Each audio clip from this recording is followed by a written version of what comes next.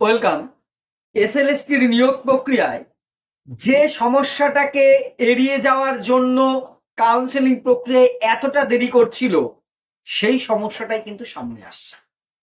কিছুতেই এই সমস্যাটা এড়ানো গেল না। এবং এটা কিন্তু নিয়োগ প্রক্রিয়ার ক্ষেত্রে, বিশেষ করে নতুন যারা শিক্ষক হিসেবে যোগদান করবে কাউন্সেলিং এ, যে একটা বড় রকম সমস্যার কারণ হয়ে দাঁড়াবে বহু প্রার্থীর ক্ষেত্রে। কি সেই সমস্যাটা? সেই ভ্যাকান্সি প্রবলেম। হয়তো এমন স্কুল লিস্টে দেখাচ্ছে যে অমুক সাবজেক্টের এখানে ভ্যাকান্সি আছে, আসলে সেখানে সেই বিষয়ের শিক্ষক আগে থেকে রয়েছে, কোনো ভ্যাকান্সি নেই। এই ধরনের আরো বেশ কিছু নতুন নতুন সমস্যা আছে। সেইটা নিয়ে কিন্তু আমি আগেও আপনাদের সাথে আলোচনা করেছিলাম যে এই প্রবলেমের জন্য কাউন্সিলিংটা এত দেরি হচ্ছে, কিন্তু তারপরও কেন এড়ানো গেল না? আর আপনি নিজে যদি কাউন্সিলিং এ যে এই ধরনের সমস্যায় পড়েন, আপনি খোঁজ নিয়ে দেখলেন এই স্কুলে ভ্যাকান্সি নেই, কিন্তু সেই সাবজেক্টের লিস্ট আপনার কাউন্সিলিং লিস্টে দেখাচ্ছে, আপনি সেই স্কুলটা নেবেন কিনা বা বাধ্য হলে কি সমস্যায় পড়তে পারেন বা তার সমাধান কি আছে, আজকে সেই বিষয়টা আলোচনা করব। প্রথমে বলি যে 11-12 এর কাউন্সিলিং এর যে সেকেন্ড ফেজ শুরু হচ্ছে, ফার্স্ট কাউন্সিলিং এর সেকেন্ড ফেজ, সেখানে প্রায় 3300 ভ্যাকান্সির জন্য স্কুল লিস্ট দিয়েছি। যে অভিযোগটা আসছে বহু প্রার্থী, গতকালকে আমি যে ভিডিওটা করেছিলাম সেখানে বেশ কয়েকজন আপনারা কমেন্ট করেছেন, আমি কয়েকজনের উত্তর দিতে পেরেছি, হয়তো সবারটা দিইনি। আমি তার জন্যই ভাবলাম এই বিষয়ে ভিডিওটা করি। সেখানে অনেকেই কমেন্ট করেন যে স্যার, আমরা যে লিস্ট পেয়েছি সেই স্কুলে যোগাযোগ করে শুনছি সেই ভ্যাকান্সি নেই, কি করব? নিশ্চয়ই এটা একটা সমস্যা। আমি একটা বিষয়, আপনি সাকসেস হয়েছেন, এবার যে স্কুল লিস্ট দেখছেন যে অমুক স্কুল, অমুক নদিয়া অমুক হাই স্কুল, সেই স্কুলে আপনার জিওগ্রাফি বা ইংলিশ, ইতিহাস, এডুকেশন যাই হোক না কেন, তার পোস্ট দেখাচ্ছে লিস্টে, ভ্যাকান্সি লিস্ট দিয়েছে এসএসসি। আপনি স্বাভাবিক চাইবেন, এবং এটা আমি আপনাদের আবারও বলেছি, সম্ভব হলে একবার স্কুলের সাথে যোগাযোগ করবেন, যতটা সম্ভব ফিজিক্যালি যোগাযোগ করবেন, না হলে ওভার টেলিফোন যে কোনো ভাবে একটু যোগাযোগ করবেন। এবার আপনি যোগাযোগ করে দেখছেন সেই স্কুলের হেড মিস্ট্রেস বা হেড স্যার বলছেন যে না, আমাদের তো এই পোস্টটা খালি নেই। এইবার তখন আপনি কি করবেন? স্বাভাবিক। প্রথমেই বলি, আপনি চেষ্টা করবেন ফিজিক্যালি বা এইভাবে ওভার টেলিফোন যে সমস্যা নেই এমন স্কুলটা চুজ করবার জন্য, কিন্তু সব ক্ষেত্রে সেটা হবে তা নয়। এটা নয় আপনার র্যাঙ্ক প্রথম দিকে থাকলে আপনি সেই সুযোগটা পেতে পারেন, কিন্তু যখন আপনার র্যাঙ্ক পেছন দিকে রয়েছে বা আপনার বিকল্প নেই, এসএসসি যদি আপনাকে রেকমেন্ড করে আপনি নেবেন, যদিও সেই স্কুলে যদি ভ্যাকান্ট না থাকে সমস্যা কিন্তু হবে। কিন্তু তার মানে এই নিয়ে আপনি চাকরি পাবেন না তা নয়। বাকিটুকু আমি পরে বলছি, বিষয়টা সলিউশনটা আমি বলছি। কেন হলো? কারণ হচ্ছে সমন্বয়ের অভাব। প্রথমে অনেকবার এটা নিয়ে বলেছি, শিক্ষা দপ্তরের চোখে কি ঘটছে হাত জানে না, হাতে কি হচ্ছে নাক জানে না, মাথায় কি হচ্ছে পেট জানে না, এরকম একটা যেন হিউম্যান বডি যদি এরকম হয়, অনেকটা শিক্ষা দপ্তরটা তেমন ভাবে চলছে। অর্থাৎ স্কুল সার্ভিস কমিশনের এক কথা সাফাই দিয়েছেন যে না, এই ভ্যাকান্সি তো আমরা ঠিক করি না, শিক্ষা দপ্তর করে। শিক্ষা দপ্তর বলছে ভ্যাকান্সি তো আমরাই করি না, আমরা ডিআই অফিসগুলোর কাছ থেকে চেয়ে পাঠিয়েছি, তারা যে লিস্ট দিয়েছে সে অনুযায়ী আমরা এসএসসি কে পাঠিয়েছি। দেখুন, এসএসসি আগেও আপনি বলেছি, আপনারাও জানেন, এসএসসি হচ্ছে সুপারিশ করার অবধি তার কাজ, রেকমেন্ড করে দিতে পারে। নিয়োগকর্তা কিন্তু এসএসসি নয়। স্কুল শিক্ষা দপ্তর আপনাকে নিয়োগ দেবে। স্কুল শিক্ষা দপ্তর স্কুল ভ্যাকান্সিটা নিয়েছে ডিআই অফিসগুলোর থেকে। ডিআই অফিস কি করে সাধারণত, যেহেতু একটা স্কুলের সাথে আমি দীর্ঘদিন যুক্ত আছি, ডিআই অফিসগুলো আগে একরকম ছিল, এখন কাজের চাপ এত বেশি, কি করে সাধারণত একটা কমন মেইল পাঠিয়ে দেয় সব স্কুলগুলোকে তার আন্ডারে, যে আপনাদের এই বেশটা একটা লিস্ট করে পাঠিয়ে দিন। তারা লিস্টটা পাঠালো, একটা কনসিডার করে তারা শিক্ষা দপ্তরে পাঠিয়ে দিল। সেভাবে করে একটা একটা করে ঝাড়াই বাছাই তারা করে না, হয়তো করা সম্ভব নয়। ওই একটা এরর যদি আসে, সে এররে ডিআই অফিসও থেকে যাবে, সে এরর শিক্ষা দপ্তরে যাবে, সেই এররটাই আপনার যে এসএসসি অফিসের কাছে যাবে। এর ফলে এখানেই সমস্যাটা হয়েছে, যে কারণে বহু যারা 2016 ভ্যাকান্সি গুলোর ক্ষেত্রে, বিশেষ করে 16 যারা নিয়োগ পেয়েছিলেন, তাদের অনেকেই কিন্তু মিউচুয়াল ট্রান্সফার বা জেনারেল ট্রান্সফার অন্য স্কুলে চলে গেছে।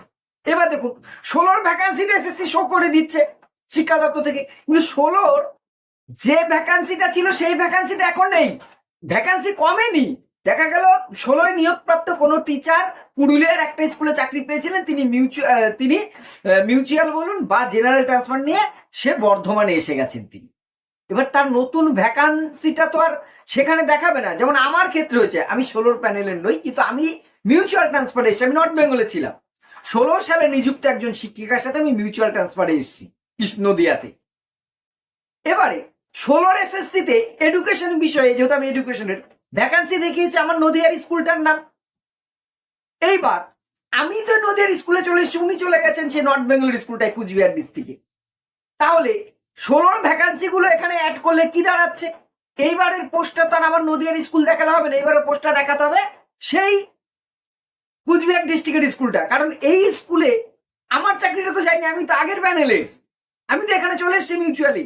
এই মিউচুয়াল ট্রান্সফার বহু ঘটেছে, বেশিরভাগ শিক্ষক শিক্ষিকার যাদের প্রয়োজন ছিল তারা মিউচুয়াল নিয়েছে। তাহলে পোস্টটা কিন্তু আগের পোস্টের সাথে এই পোস্টটা আসছে না। ফলে যদি পুরনো স্কুলের ভ্যাকান্সি শো করে আমার এডুকেশনে, আমার নদিয়ার স্কুলের একটা ভ্যাকান্সি শো করবে। এইবার কৃষ্ণনগর বা নদিয়ার কোনো একজন ক্যান্ডিডেট যখনই ফোন করবেন আমার স্কুলে, যে লিস্টে তো দেখাচ্ছে এডুকেশন আপনার স্কুলে পোস্ট আছে, আমার স্যার তো কি বলবে যে না আমার স্কুলে তো স্যার আছে, পোস্টটা হয়ে যাবে। এবার আলটিমেটলি সংখ্যায় কিন্তু কমবে না, কিন্তু এই স্কুলের জায়গায় পোস্টটা নতুন স্কুলে হবে। এই কারেকশনটা অনেক ক্ষেত্রে হয়নি। বহুজন জেনারেল ট্রান্সফার স্পেশাল কাউন্টে চলে এসছেন, একটা স্কুলে এ স্কুলে জয়েন করেছিল, এখন তিনি বি স্কুলে পড়ান। এবার 16 সালে ওই বি স্কুলে ভ্যাকান্সি দেখালো, এখন দেখাতে হবে এই স্কুলে। ফলে এই ধরনের সমস্যাগুলো কিন্তু বহু ক্ষেত্রে হয়েছে। তাছাড়া কোর্ট কেসের মাধ্যমে এখনো ট্রান্সফার চলছে। আমার পরিচিত শুধু 2 থেকে 3 জন আছে যারা ট্রান্সফার অর্ডার হাতে পেয়েছে কিছুদিনের মধ্যে। এবার তারা যদি এর মধ্যেও এসএসসি শিক্ষা দপ্তর তাদেরকে সেই ট্রান্সফার দিয়ে দেয়, ভাবুন তো, একটা লিস্ট পাঠানো হয়ে গেছে, আবার তো লিস্টগুলো উল্টোপাল্টা হয়ে যাবে। বহু জায়গায় এমন হয়েছে, এটা তো একটা গেল, এটা একটা বড় কারণ। এই সমস্যাটা সমাধানের দায় শিক্ষা দপ্তর পারে একমাত্র স্ক্রুটিনি করে এই সমস্যাটা সমাধান করতে, না হলে প্রার্থীরা সমস্যায় পড়বে। কি কি সমস্যা সেটা একটু বললাম, আর একটু বলছি। আর একটা কারণ যেটা এই সমস্যাটা হওয়ার ক্ষেত্রে, যে সমস্যাটা আসছে অনেক জায়গায় দেখা যাচ্ছে, এমন একটা স্কুলে একাদশ দ্বাদশের ভ্যাকান্সি দেখছে, সেই স্কুলটা হয়তো নবম দশম পর্যন্ত পড়ানো হয়, সেখানে একাদশ দ্বাদশ নেই। আগে হতো, আগে কিন্তু মাধ্যমিক স্তরেও পিজি ক্যাটাগরির বিভিন্ন সাবজেক্ট টিচার নেওয়া হতো, আমাদের সাবজেক্ট গুলো বাদ দিয়ে, যেমন ম্যাথমেটিক্স, ইংলিশ, বেঙ্গলি থাকতো। এখন কিন্তু একদম, যেহেতু নিয়োগটাই হচ্ছে আলাদা, নবম দশম, একাদশ দ্বাদশ, 9-10 লেভেলে, আপার প্রাইমারি 9-10 লেভেলে কিন্তু এই পাস কোর্স যেটা নবম দশম স্তরের শিক্ষকরা নিয়োগ পাবেন। কিন্তু একাদশ দ্বাদশের বহু পোস্ট দেখাচ্ছে যেটা অ্যাকচুয়ালি নবম দশম, বা সেই স্কুলে 3 জন টিচার রয়েছে তবু ভ্যাকান্ট দেখাচ্ছে। এই ধরনের বহু সমস্যার সম্মুখীন কিন্তু অনেকে হচ্ছেন। পার্সোনালি অনেকে আমাকে অভিজ্ঞতা কমেন্টে জানিয়েছেন, কয়েকজন আমাকে মেসেজ করেও জানিয়েছেন এই সমস্যাটা হচ্ছে। এবার এই সমস্যা হলে আপনাদের কি করণীয়? প্রথমেই বললাম, আপনি চেষ্টা করবেন একটু স্কুলগুলোর সাথে যোগাযোগ করতে, কিন্তু শেষ পর্যন্ত দেখছেন আপনার কাউন্সিলিং যে এমন স্কুলটাই আপনার অপশন শুধুমাত্র আছে, যে স্কুলটা একটা প্রবলেম আছে, আপনি জানেন এই স্কুলে ভ্যাকান্সি নিয়ে সমস্যা আছে, তখন আপনি কি করবেন? আপনি ছেড়ে রিফিউজ করে চলে আসবেন? খবরদার না, কে কি বলছে আপনি শুনবেন না। আপনি যদি ওই সমস্যাযুক্ত স্কুল ছাড়া পান ভালো, না হলে আপনি অবশ্যই নিয়ে নেবেন, কারণ আপনার চাকরিটা দরকার। সেই স্কুলে যদি ভ্যাকান্সি না থাকে, আপনাকে ভ্যাকান্সি ক্রিয়েট করে দেওয়ার দায়িত্ব স্কুল শিক্ষা দপ্তরের। সেক্ষেত্রে আপনাকে কিন্তু চাকরিটা আপনি পাবেন। আপনাকে 15 দিন 1 মাস দেরি হতে পারে, একটু জুতো ক্ষয় করতে হতে পারে, ডিআই অফিসে বারবার যেতে হবে, ডিআই অফিসে আপনাকে দেখাতে হবে যে আমাকে এই স্কুলে দিয়েছে। সেই স্কুলে জয়েন করতে যেয়ে দেখলেন আপনি সেই স্কুলে সেই ভ্যাকান্সি নেই, সেই পোস্টই নেই। হতেই পারে, কিন্তু এমন হবে, আমি আগেও এটা আশঙ্কা প্রকাশ করেছিলাম, বেশ কিছু জনের ক্ষেত্রে এটা হবে। তখন আপনাকে অল্টারনেটিভ স্কুল সার্ভিস কমিশন কিন্তু সে ডিআই অফিস থেকে নির্দেশ দেবে, এবং ডিআই অফিস বিকল্প ওই জেলায় যেখানেই পোস্ট আসছে একটা দেবে আপনাকে। যেহেতু আপনি রেকমেন্ডেড হয়েছেন, আপনি যোগ্যতা দিয়ে প্রমাণ করেছেন, আপনার ভয়ের কিছু নেই।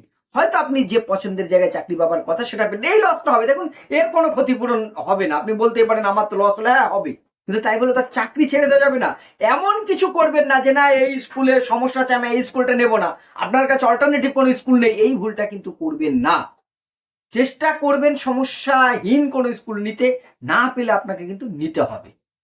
তবেই আপনি রিফিউজ করে আসলে কিন্তু আর কিছু করার নেই, এই ভুলটা কিন্তু করবেন না, এইটা একটু মাথায় রাখবেন।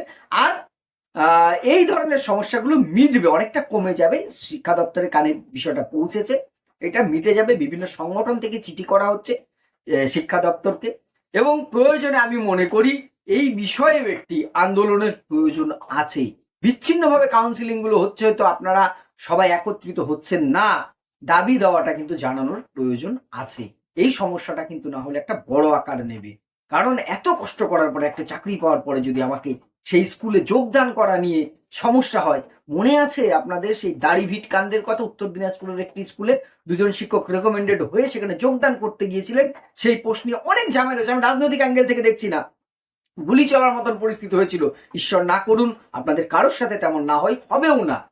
কিন্তু এই সমস্যাটা খুব দ্রুততার সাথে মিটুক, সেটাই আমি মনের প্রাণে চাইবো, এবং নিশ্চয়ই মিটবে। আপনারা একটু খোঁজ খবর নিন কাউন্সিলিং এর আগে। নিশ্চয়ই বিকল্প কোনো ব্যবস্থা স্কুল শিক্ষা দপ্তরও করবে, সে আশা রাখছি। আপনাদের মতামত অবশ্যই কমেন্ট বক্সে জানাবেন।